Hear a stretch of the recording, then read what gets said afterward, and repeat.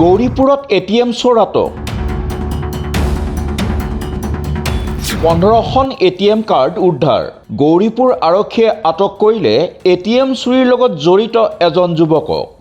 দেওবাৰে গৌৰীপুৰ বজাৰত গৌৰীপুৰ আৰক্ষীয়ে অভিযান চলায় এই অভিযানত এটিএম চুৰিৰ দৰে সাইবাৰ অপৰাধৰ লগত জড়িত থকা এজন যুৱকক আটক কৰে আটকাধীন যুৱকজনৰ পৰা 15খন এটিএম কাৰ্ড জব্দ কৰে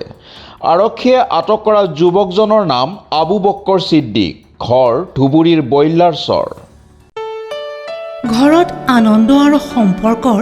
চমক বজাই ৰাখিবলৈ জৰুৰী হৈছে সকলো আনন্দময় মুহূৰ্তত মৰমৰ উপহাৰ দিয়াটো